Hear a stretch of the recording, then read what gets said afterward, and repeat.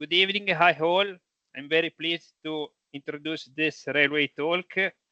My name is Marco Corradini. I work for the Swiss Federal Railways, but today evening I'm here on behalf of UEEIV, the Union of European Railway Engineer Association.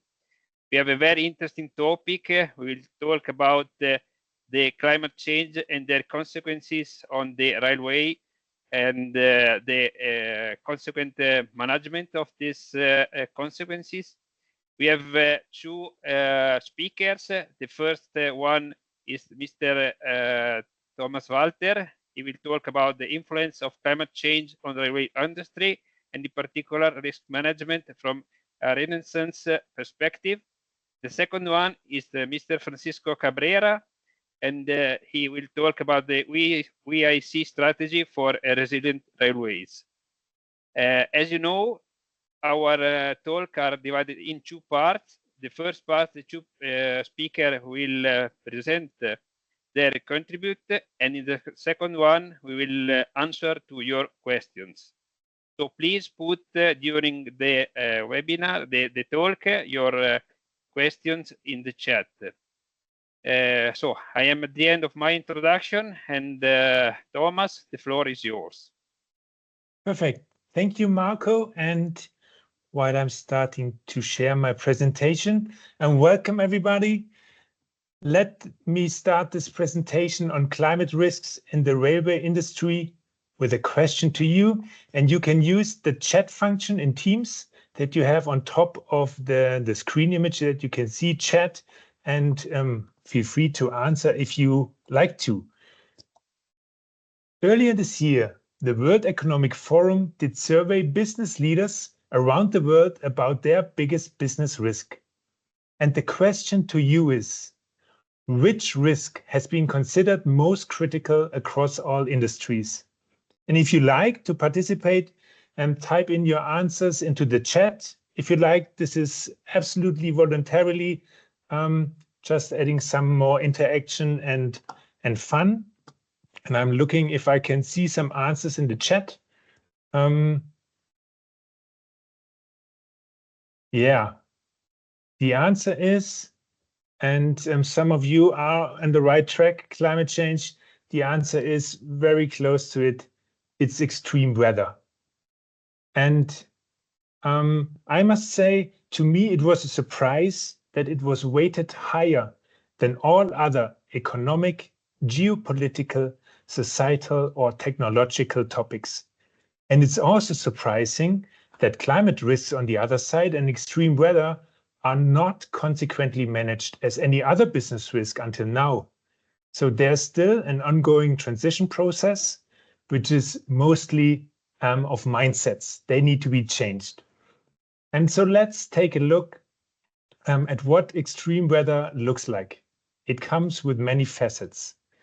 And in 2023, the largest hailstone in Europe ever has been found. Do you know where? Again, if you like, type in answers in the chat. Any guess in Europe where the largest hailstone has been found?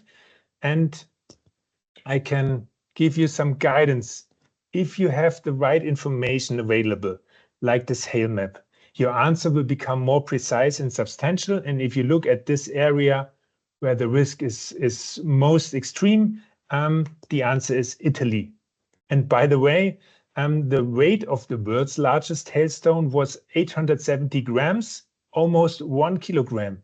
So you can imagine which impact this might have on trains, buildings, or other infrastructure. And Munich Re is collecting all events happening around the world and collects this information for our precise understanding of natural hazards and climate change. And at the end of a year and half year, Munich Re is issuing an overview of risk events happening worldwide. And every year, the map looks really different. There's no repetition, but we are also issuing the latest release, the 24 figures of natural disaster loss events on 9th of January. So if you're interested you can join our website and see for the latest report on 9th of January. And where geophysical events are not directly influenced by climate change, meteorological, hydrological, and climatological events are and will be impacted by climate change. And if we talk climate change, I think it's important to understand the connection between increasing temperatures and extreme weather events. And the long-term changes in the average weather patterns and conditions on Earth involves shift in temperature. And compared to pre-industrial times, the average temperature has increased, and this is what you can see on the left here, has increased in the meantime by 1.5 degrees Celsius. And this value varies even across the world. In Europe, for instance, the shift has been 2.3 degrees Celsius in 2023. And the question to you is, why is it problematic if the temperature increases by just a few degrees Celsius? Why is it a problem? Because such a relatively small increase in average temperatures leads to a large increase of probability of extreme weather events. And you can see that this red area is getting bigger and bigger the more the warmer climate takes over. And the loss we have on the cold end area here is not compensating the huge amount of new events, more intense events that are playing in. And by the way, we do not know today which curve the climate will take in the future, because we are the ones that are writing the history today, and with the emissions we have, and we already understand precisely if we take a certain path, what will be the consequences. And this allows us to predict what happens in the future and to make our assessments and also drive decisions on the different scenarios. And the changes in general caused by climate change are dramatic. The overall loss caused by natural disasters in 2023 have been $250 billion. And this has been, on a 10-year average, almost 3 times the value than what we have had 4 decades ago in the 80s. So there's a huge increase, and there's a huge increase of the overall losses, but you can also see of insured losses, and that's the other side of the story, uninsured losses, which are also causing huge problems and trouble for the ones who are facing damage that is uninsured.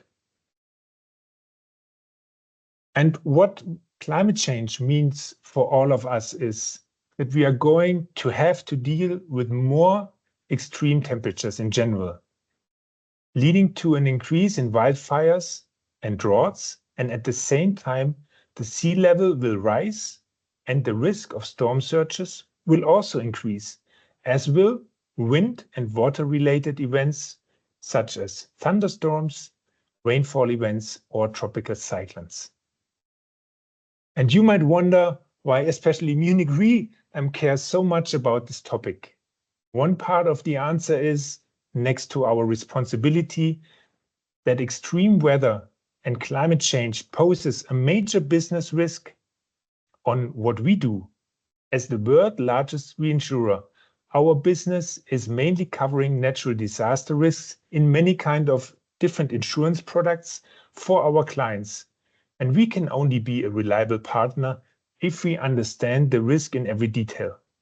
And this is why Munich Re is covering climate risks since over 50 years, including the world map of natural hazards, for instance. And since 2011, we are providing this knowledge also to our external customers. And in the past, our solution has been called the Nathan Risk Suite, as you can see on our timeline. And since 2017, as the demand from our customers got more diverse, they needed to have more information available to make their business decisions. We founded a division called Risk Management Partners. And within this division, we are now serving climate risk analysis. We are assessing the financial impact of climate risks. And we are also delivering physical risk data for reporting purposes such as TCFD, CSRD, and ISSB reporting. And so let me quickly share or de-share my screen. That's me. I work in the Risk Management Partners team. Hi, my name is Thomas Walter, and I'm responsible for product marketing. And I'm happy to share some insights today that might help organizations like yours to become more resilient and to create a more resilient business.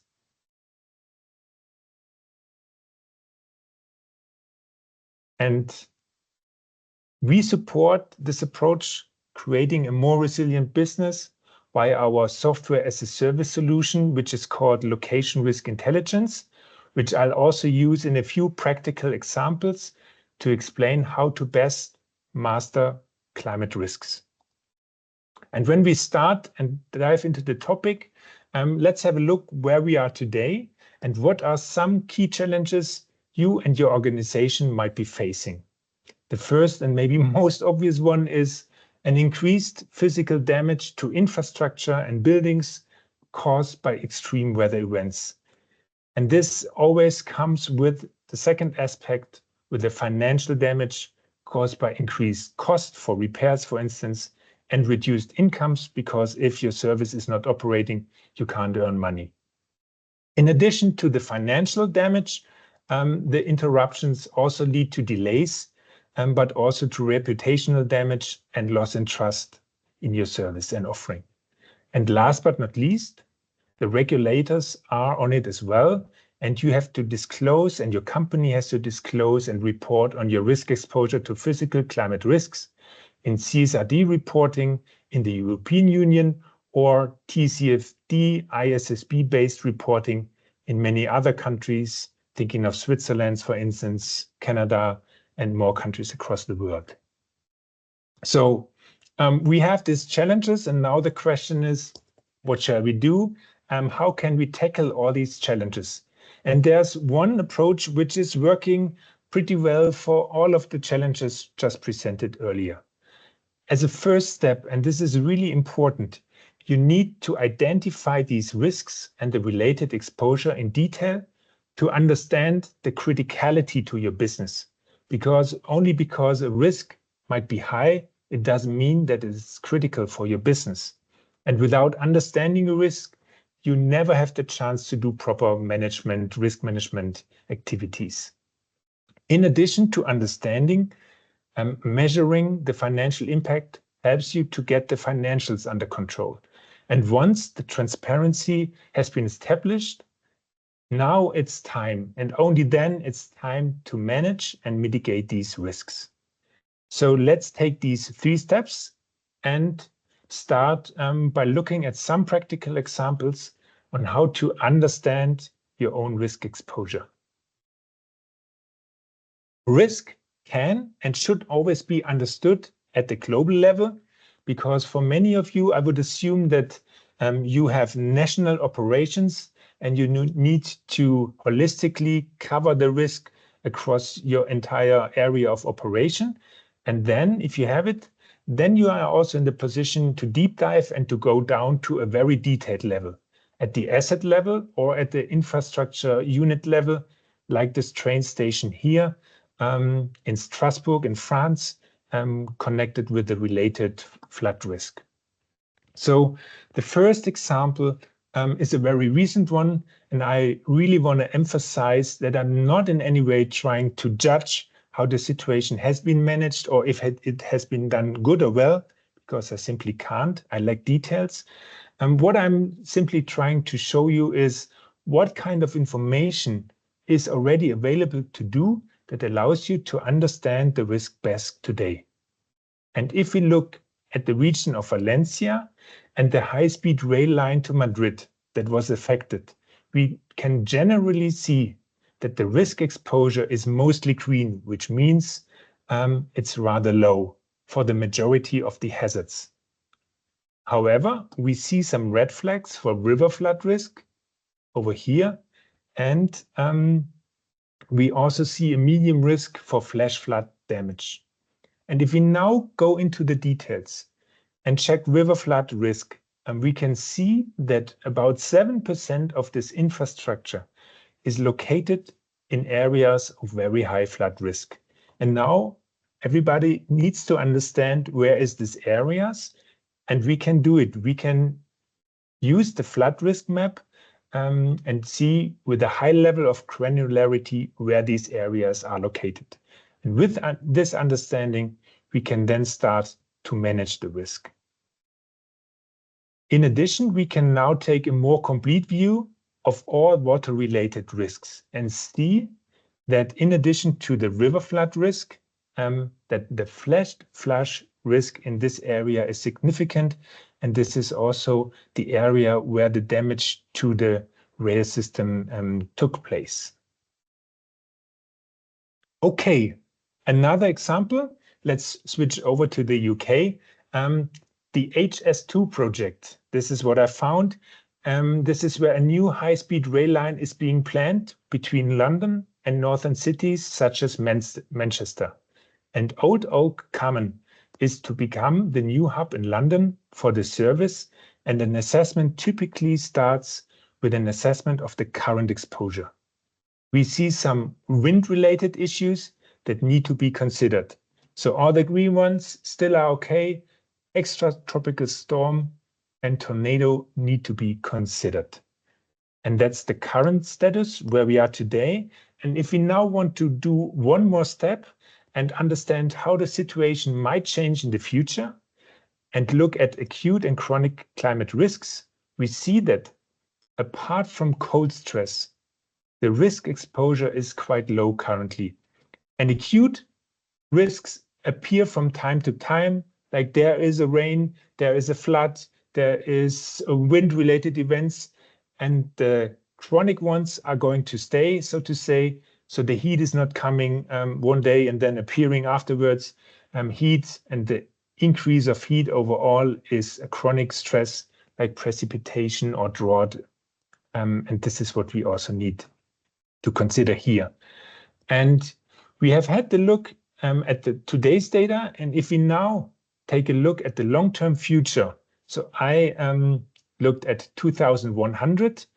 In a worst-case scenario, you'll see that heat, especially drought and river flooding, for parts of the area could become an issue that should be taken into account when planning a new station today. And when I speak about a worst-case scenario, I showed you earlier that we don't know yet how the climate will develop, how high the increase in average temperature will be in the future.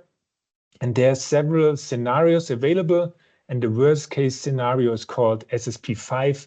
And this means that in average, we have to expect around 4 degrees Celsius of temperature increase, which would cause the below listed issues to this area. A last example focuses on heat as a climate risk. And if we look at Strasbourg station in France again, on a more European view, we can see the heat map that the temperatures aren't a massive problem today. The mean daily maximum temperature is 14.7 degrees, and days above 35 degrees Celsius are 0.6 days per year, which means every 2 years you have to expect 1 day above 35 degrees. If you look in the future, and now here's the but or the however, if we look at the worst case scenario for 2100, we see that this figure will rise to over 29 days that are above 35 degrees, and also the mean daily temperature will also go up to 19.8 degrees. So this could have an impact on many things, on staff and work restrictions, for instance. Working outdoors above 35 degrees may not be allowed or is limited or put under certain restrictions. It could place new demands on material that you use for your infrastructure, or the cooling of the station and the trains, the cooling of the trains operating in this area need to be modified in order to withstand the new situations that are to be expected. All right. When measuring the financial impacts of climate change, we typically look at 3 main metrics. The climate expected loss is about how much financial damage will occur to the asset value on an annual average. So how much money do I lose every year by an event? And the damage degree will show us and measure the percentage of the asset which will be damaged by the expected event. And the intensity, the last one, measures the severity of the event. So how can we translate those three figures into a real-life example? Let's go to Cork Station in Ireland. I selected this one because it's located pretty close to a river. However, the river flood map shows us that the risk of flooding, which should be rather high, is low in this case because there's a lot of protection measures, and also there is a height difference between the train station and the river, is making the risk low. However, we can see that the expected loss per year is mainly wind related, and it's expected to be 0.05 per mil for tropical cyclones, and you have to add 0.2 per mil of extra tropical storm to it. And the event, it will not appear yearly. So this is an average rate which we as an insurance company create to understand once an event happens, how much does it cost us on an average annual level, because this is how we can get and keep the finance under control. In addition, we can see that the expected intensity includes wind speed of 140 for tropical cyclone and 170 kilometers per hour for extratropical storms like winter storms. But the expected damage degree, this is what you can see down here, is rather low at 0.1% and 0.2% of asset value. So the damage is rather low, and this means that this is a risk that should be manageable in general.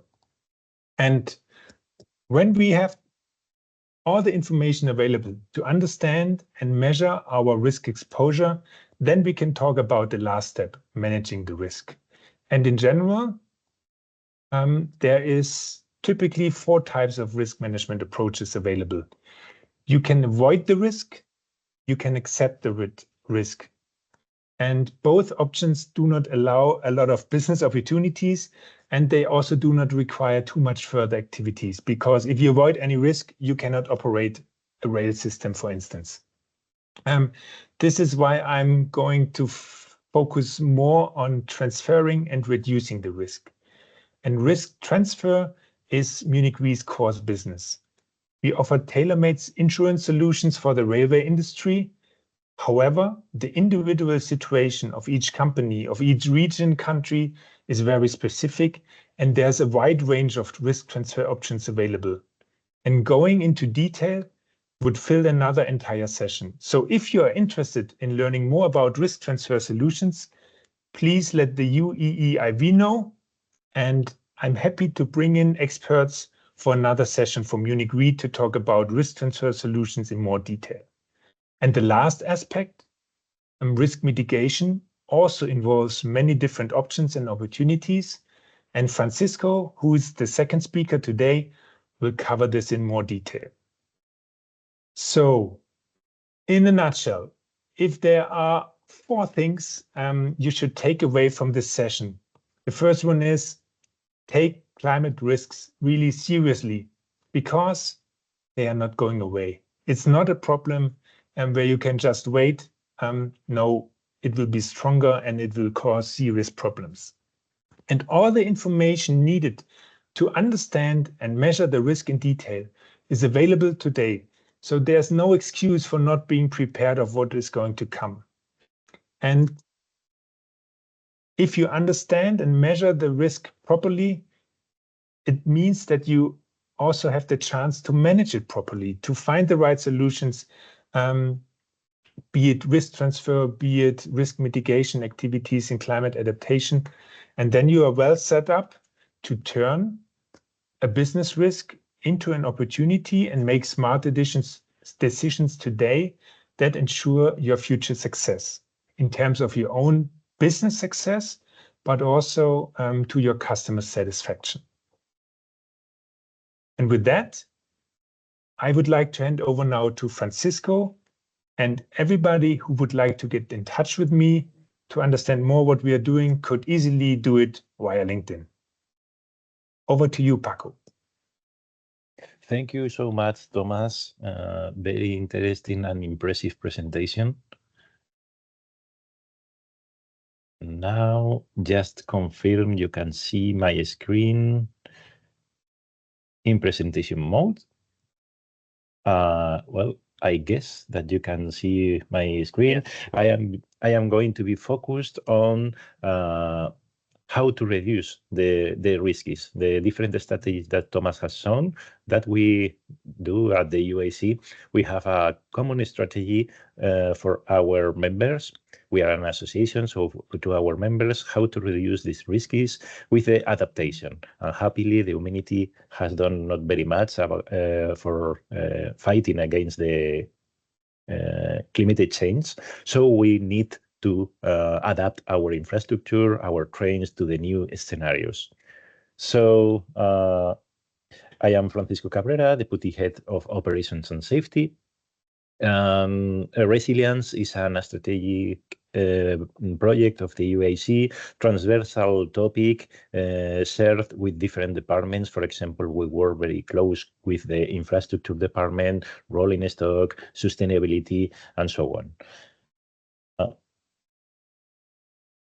Now, this is the table of contents of my presentation. I will start with the two projects that we did since 2022, that we started with this strategy. What is on today? What project are we running today? What are we going to do in the coming years? How we are going to do that? And the international coordination, that is one of the aims of the UAC. So the UAC, we have more than 200 members around the world. Mainly, we are infrastructure managers and rail undertaking, but not only them. We have other kind of associations, natural safety, national bodies, something like this. And we started this strategy with the projects that are called RERA, Resilient Railways. So this is a family of projects, and the two first that we started in 2022, there was RERA rain and RERA high temperatures. RERA rain, how to fight against the heavy rains, flooding, landslides, and so on. Here you can see we are finishing this project. We are finishing the final report, and this report will be presented and will be published in March of 2025. This is the working group, the pool of experts that come from different UAC members, from the different infrastructure managers and rail operators of Europe.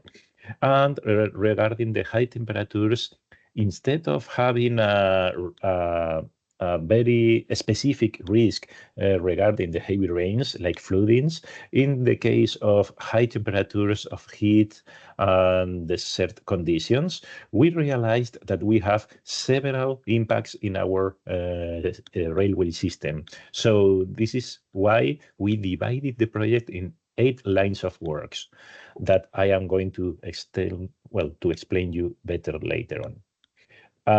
Regarding RERA Rain, the first project that we started, the main objective is to provide to the infrastructure manager one strategy in order to know how they can adapt their infrastructure to the new scenario. We know that in the future we will have more droughts. That means we will have less mean rainfalls in our countries, but they are going to be more concentrated. It means more quantity of water in a short time of period, as we saw several times in Europe, like for example in Valencia, in Spain, in Austria last September, in Arabia Saudi last summertime. So we have several very recent cases around the world. So we have a double goal here. We are going to provide to the hydrologist specialist the tools for the calculation of the new needs of drainage in their infrastructure. On the other hand, we are going to provide to the decision makers of our, especially infrastructure managers, the different scenario and how much does it cost to adapt our infrastructure to these new scenarios. So like this, the decision will be from the top to the down, but the down, it means the technicians and the specialists will provide the needed budget to adapt our infrastructures, depending on the different scenario. You will understand better later.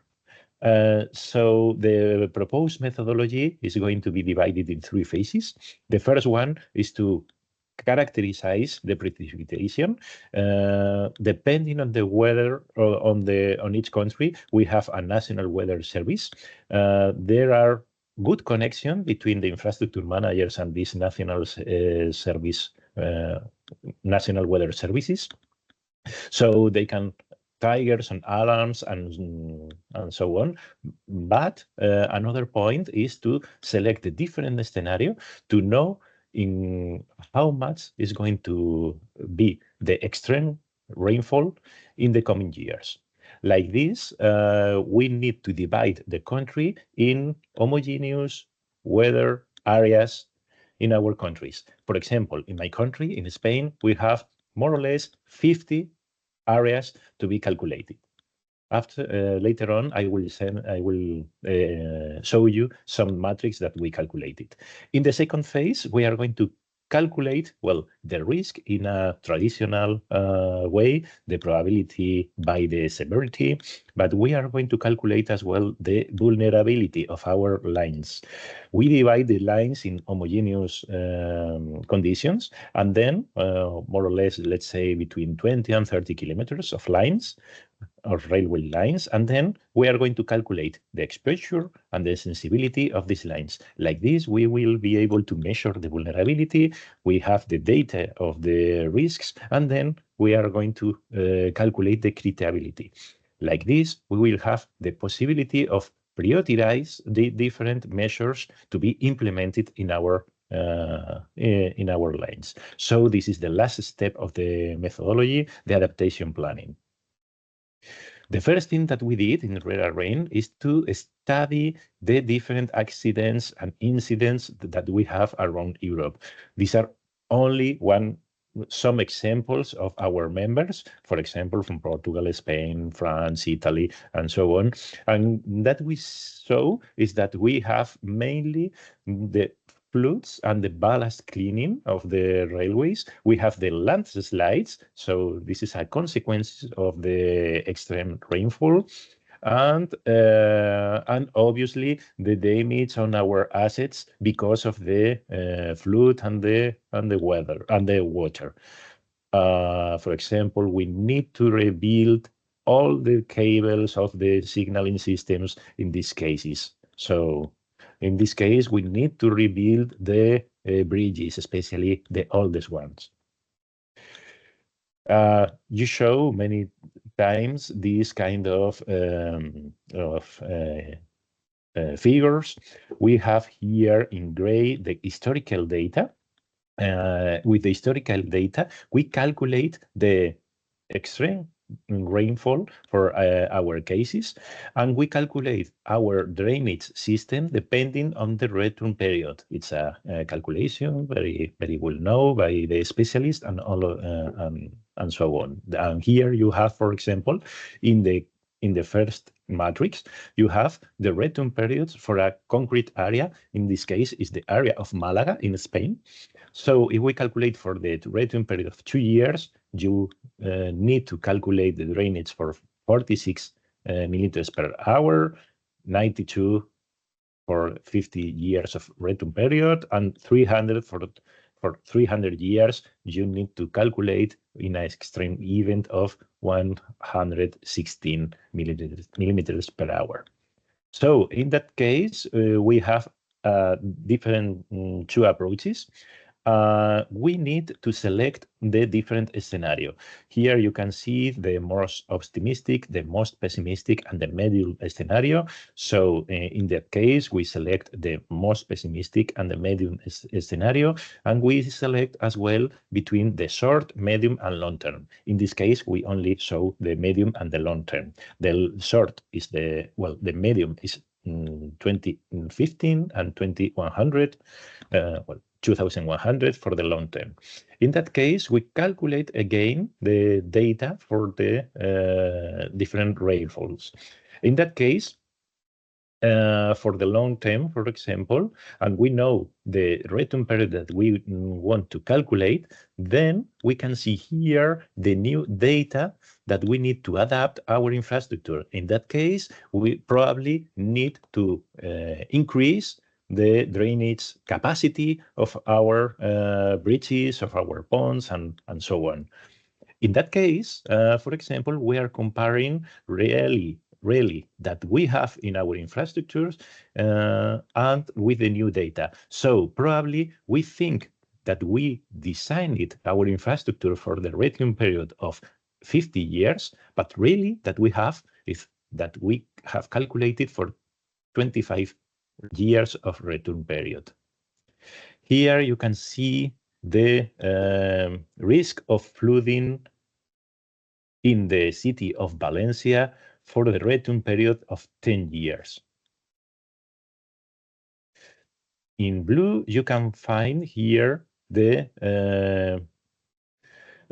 return period of 500 years.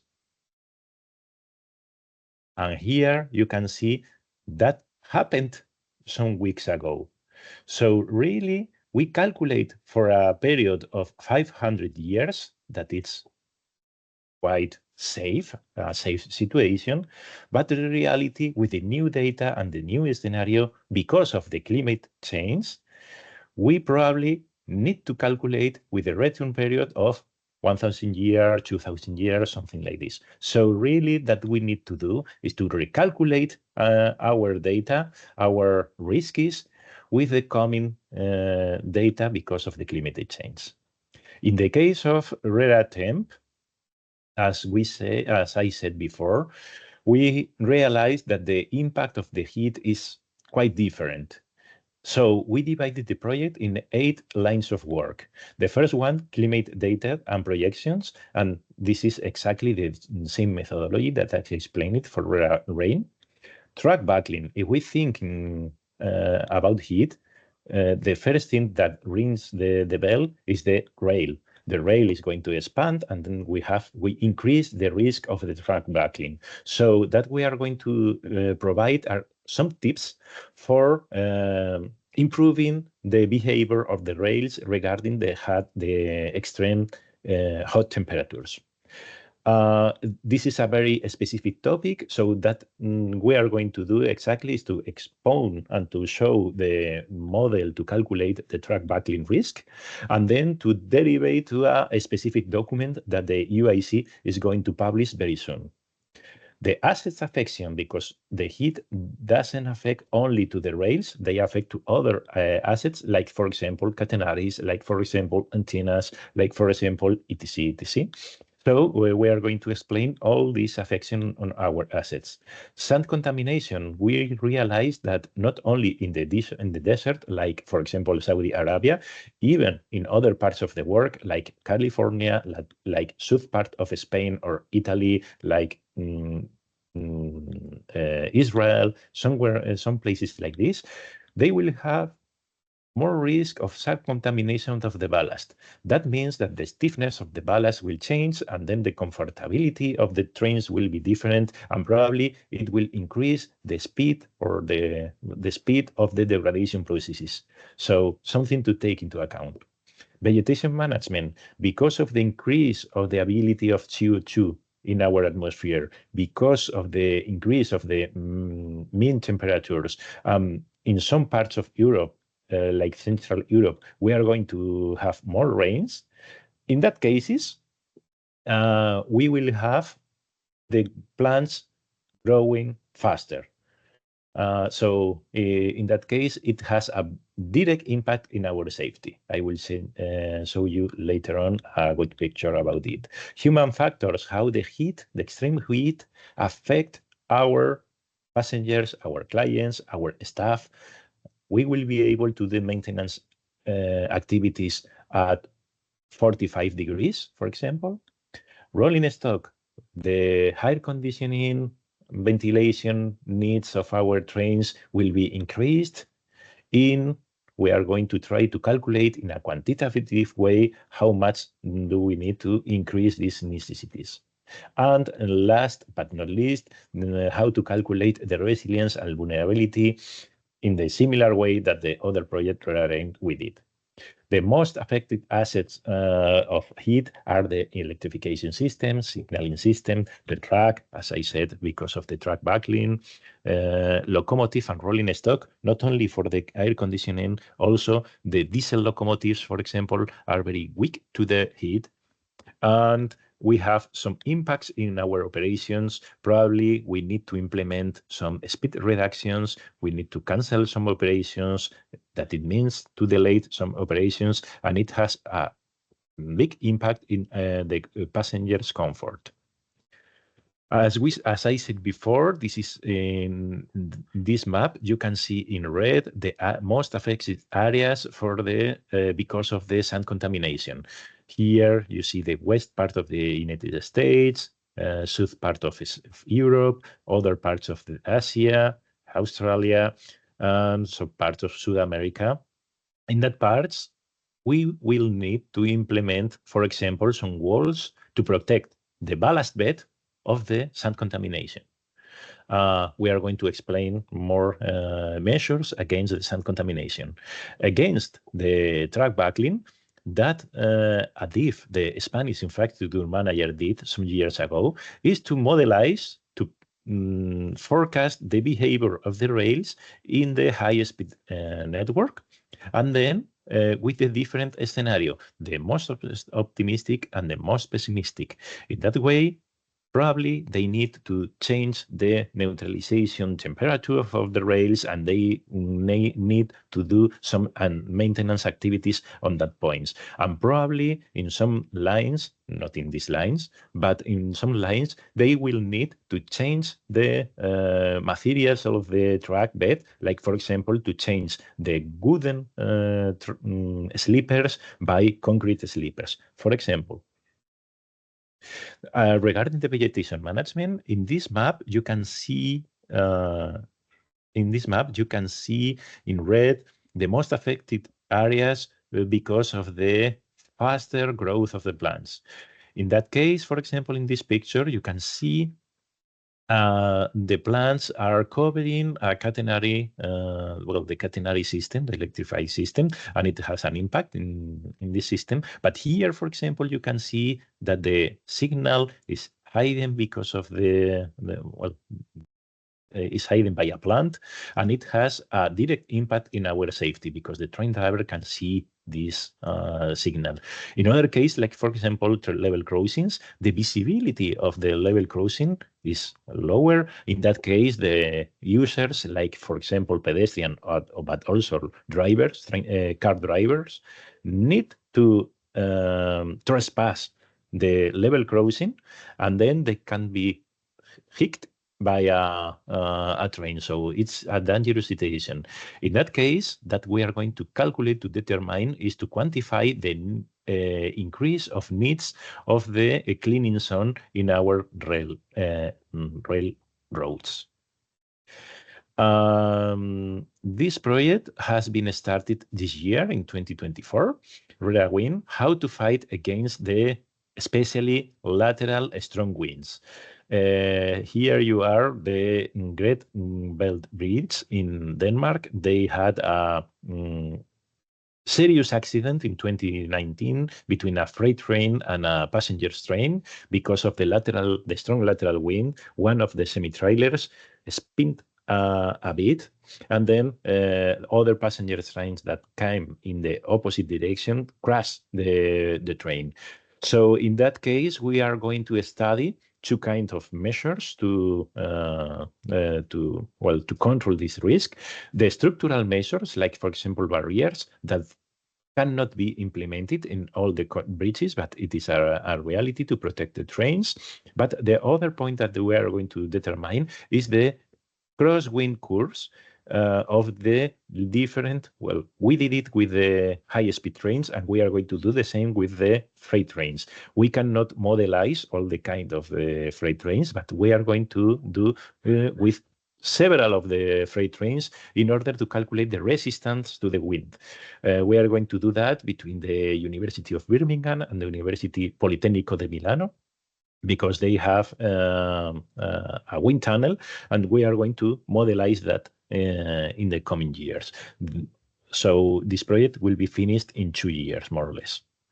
And what are we going to do? Well, we are going to start these different projects. Cyber attacks are not a natural hazard, are not a consequence of the climate change, but it is a reality for our organizations. If we have a computer connected to internet, we are weak to a cyber attack. It doesn't depend on the size of your companies. So what we are going to do is to link the cybersecurity to the safety management systems, how to do the different training to our staff, to our employees, how to react to a cyber attack, when we will be able to restart the operations in a safe way, and so on. RERA adhesion, because of the increase of the vegetation and because of the fall of the leaves on our rails, the distance breaks are going to be longer. So in that case, we will have an impact in our operations, and we are going to study this effect in our railroads. RERA contingency, all that we learned in other RERA projects, we are going to implement in our contingency plans. We have already contingency plans, but we think that they are not prepared for the new scenario because of the climate change. RERA quake. What to do after an earthquake? If your country are very used to have some quakes, earthquakes, probably you will have some procedures to restart the operations. But apart from the ISO standard that it already exists, we are going to deal with that in the countries that we have a medium risk of quakes. It is not related to the climate change, but it is a natural hazard. Like, for example, in Morocco, last year, they have a serious earthquake with many consequences and many fatalities. So that we are going to do is to give some recommendations to the infrastructure managers to monitor the infrastructure, and then to know how the future earthquake will impact in their infrastructures. And then last but not least, all these line of works, we are going to go on with that because we built a good pool of experts, and we are going to start a new permanent working group, a new task force with experts coming from our members, especially infrastructure managers, in March, and we are going to work on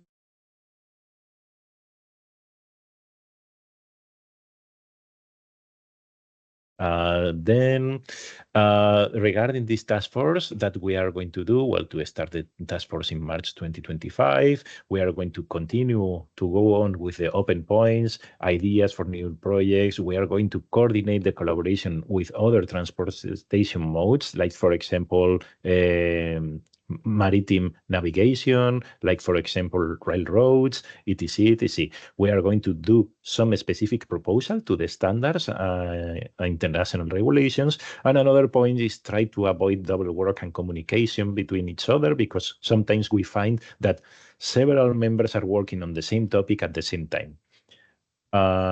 So please, if you are interested, all in more detailed, we are going to show and to share with the railways community the 27th of March in in Paris, in the UIC headquarters, we are going to present the deliverables of these two projects, RERA projects, RERA Rain and RERA Temp.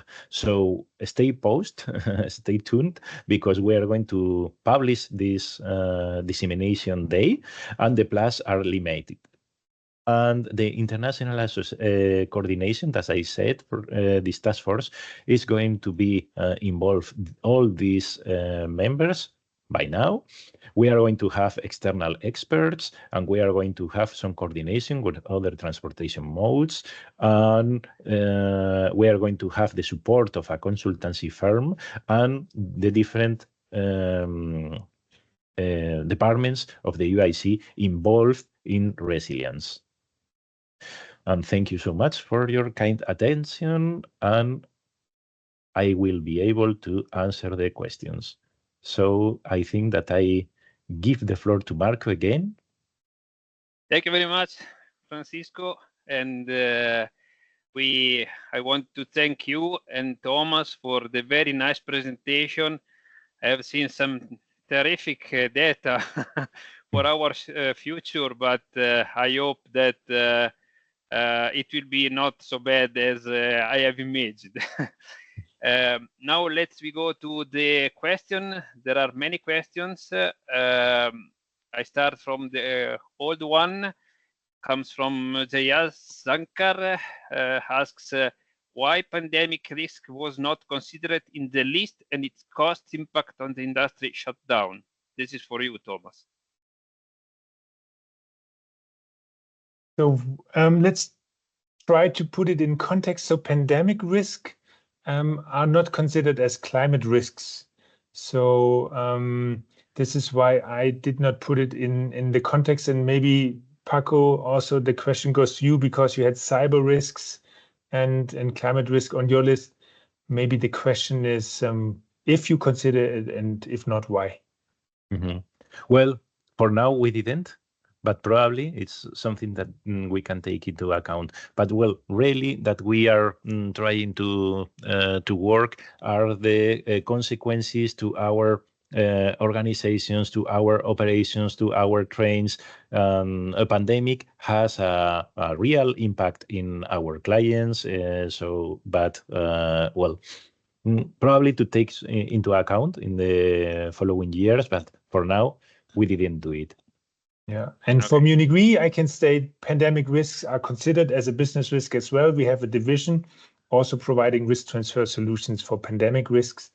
But also I would say this is a topic for another extra session if there's more interest for it. Yeah. Thank you very much. We go to the next one, and that comes from Yajaskaran, and again, and asks if dependent variables related to temperature rise has been analyzed.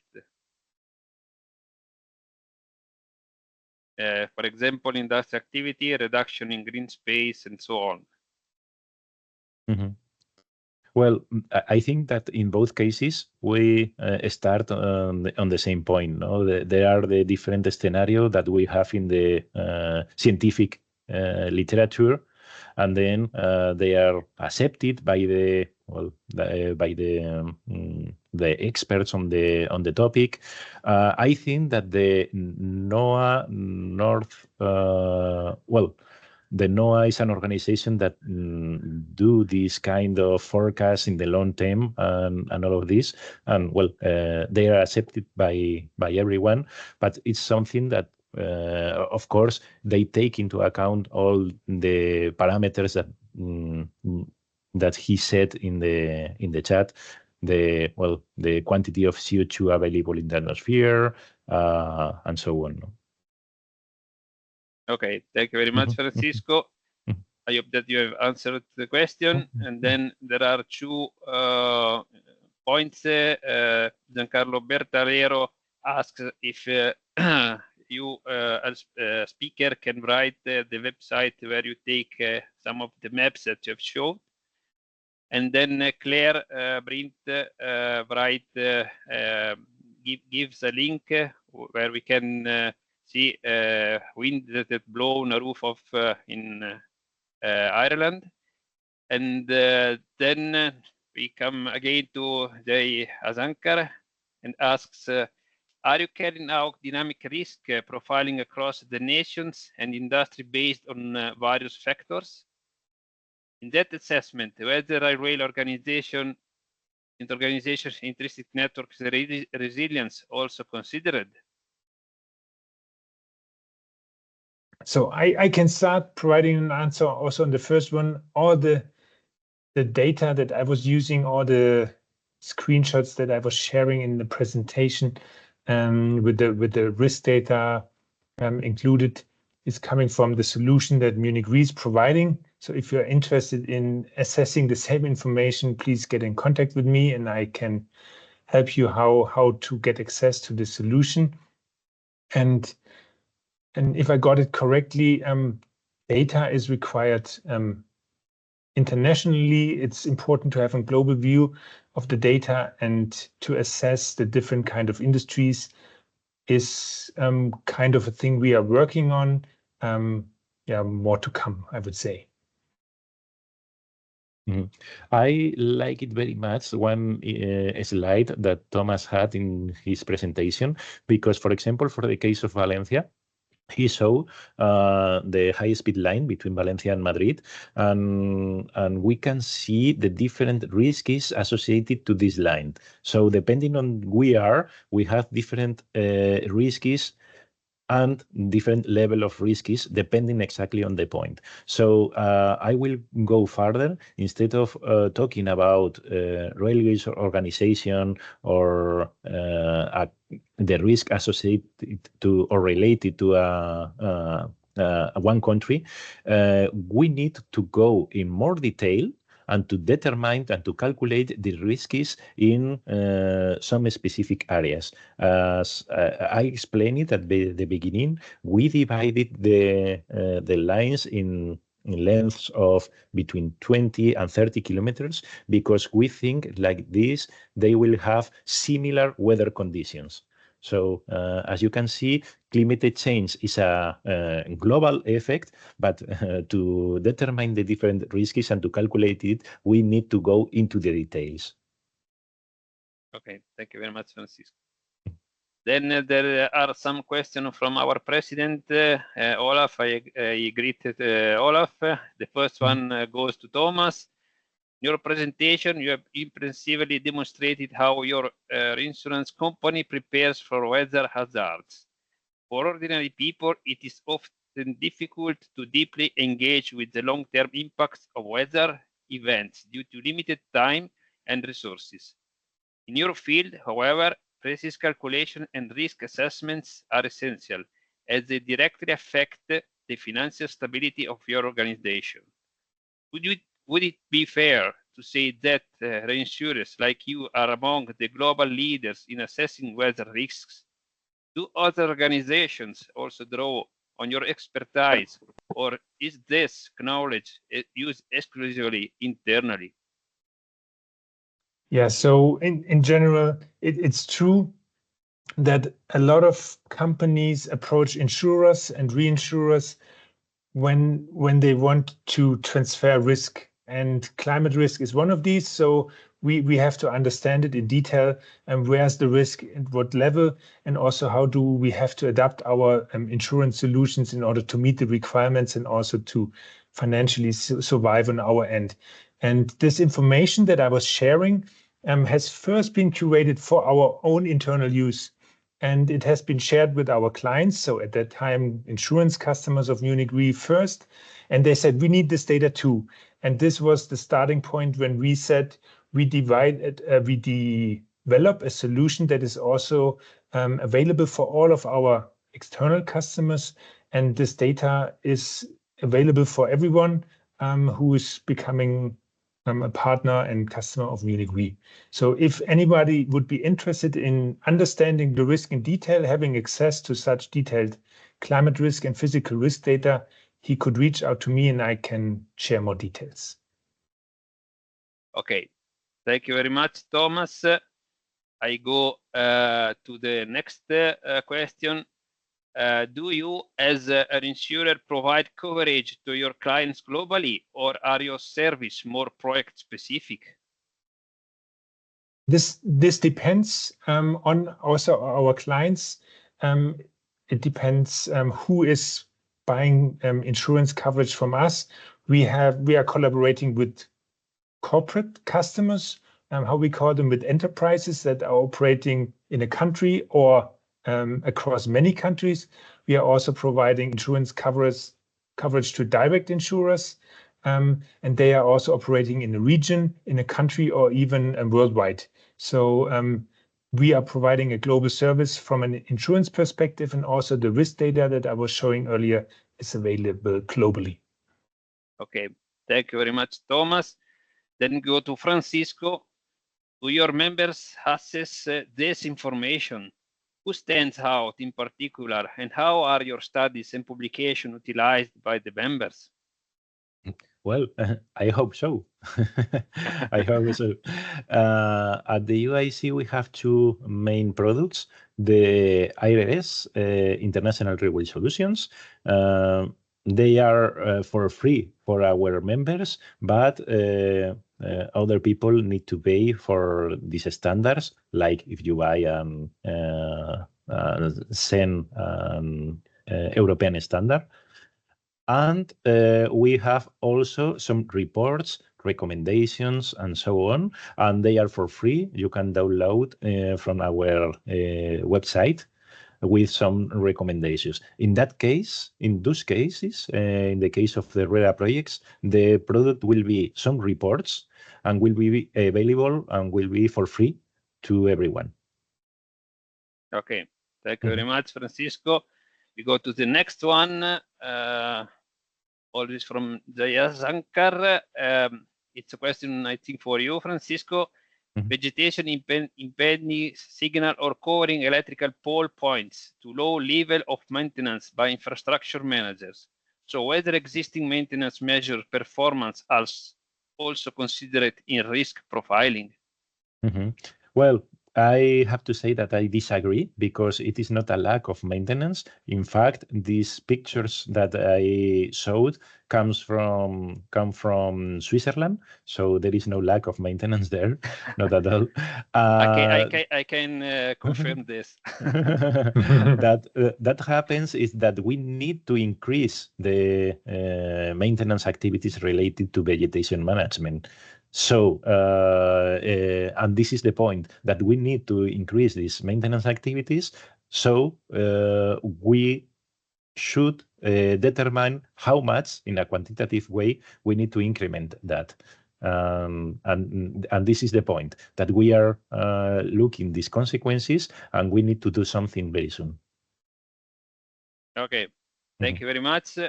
Then we go to Claire. I'm surprised that there is a lack of interest in adhesion project. Could you expand? Francisco, is for you. Yes, I am surprised too. So, and that's a pity, because it has a real impact in our safety. We saw several accidents and incidents related to this lack of adhesion because of the leaves on the rails. Especially coming from England, France, from Central Europe. But well, really, we didn't receive many interest on this project. But well, we will try to launch the project in the next years. Okay, thank you very much. Then there is a point for me as a moderator. The point comes from Felipe Batista Ribeiro. Will the recording be made available for access? Yes, after our talk, it will be possible in our website for UEEIV to come again and see the presentation that we did today. I go to the next one. Always Jaya Shankar and asks risk profile along the track alignment varies with time. As per your statement, alignment was segmented in 30 kilometers. So by considering various risks acting on one segment, how was the observed profile? I am not sure I understood completely the question, but well, I will try to answer. That we did is to divide the tracks in homogeneous, in that case, temperature conditions of between 30 and 40 kilometers. So in that case, we consider that they will have in the different terms, in the medium and the long term, they will have the same extreme temperatures, and like this, they will have the same needs of maintenance and the same needs of adaptation. In the case that we find, for example, a different line, for example, we have a line of 200 kilometers per hour. 20 kilometers after that, we have a line of 120 kilometers per hour. Then we cannot compare these two lines, and we need to separate into different track lengths. So we consider both. We consider the weather conditions with similar weather conditions, but we consider also the characteristics of the lines. I mean, the speed, the track materials, and so on. Okay, thank you very much, Francisco, for the answer. I don't know if we have responded to your question. If not, please write again in the chat. In the meantime, I do a question, one for Francisco. This is a point that is of particular interest for me as a railway manager at the infrastructure, because we have to put in the center the customer. So the question is, have you found, as you see, the reasonable balance between the train operation and natural hazards? How can survive rail to this other hazard in the competition with road? Because we have many parameters of safety that we are considering by rail. We know all how safer is rail compared with road, and now with this hazard that comes from climate change, I can imagine that it will be even the best one, but we have to win what is the long war that we have with the road, and this is modal split that you have to change between road and rail. Mm-hmm.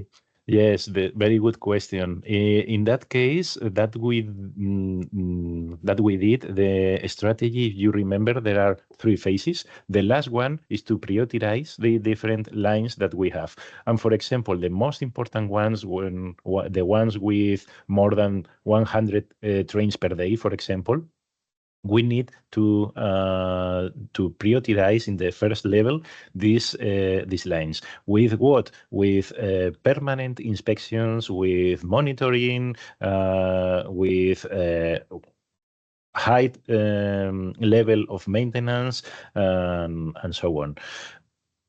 In other cases, with let's say secondary lanes, for example, a line with less than 10 trains per day, well, we can be more flexible in that cases, and then we can be focused on the other lines, because in that cases the road could be an alternative, more flexible. But in the other cases, like for example, the connection between France and Italy is quite important, and it is stopped. It is cut since 1.5 years ago, I think. So yes. It's a situation that we try to avoid. Okay, thank you. I would like to do some other question, but time goes, and then we have to stop. We will do eventually per 2, and then I do a question for Thomas. Thomas, what is the difference between climate transition risk and climate physical risk? Yes, so in today's session, we were focusing on the physical climate risks, and those are the ones like floods, like wind events that physically affect your operations, the track systems, the train stations, etc. And the transition risk on the other side, also coming from climate change, is that there is a need to change. And for instance, this might mean in the future that a certain kind of motorization is no longer allowed, so that the trains need to be electrified in 10, 20, 30 years. Such decisions might come, that certain emissions may not be polluted anymore in the future. And all those risks are called transition risks. We are transferring our world into a more emissions-free society, and therefore also risks are arising, and you as a business owner have to take them serious as well. But this is more or less the risk from the transition to energy neutral society, and not from the physical events that are happening. And that was the side we were focusing on today. Thank you very much, Thomas. I want to see if there are no other questions. I don't see raised hands. Let me give just a second. No, there is no other raised hands. So I think that we are at the end. I hope that you have enjoyed this talk of this evening. We are at the beginning of December, so I want to thank the two speakers for their very interesting presentation. And as we are near to Christmas time, I want to wish you Merry Christmas, Happy New Year, relax, enjoy, and I hope that you will be full of energy, of passion and enthusiasm for next year, because as EEIV will have other interesting activities, so stay tuned with us. Thank you very much, and from me, good evening, and then bye. Thank you to you. See you soon. Take care, everybody. Bye-bye.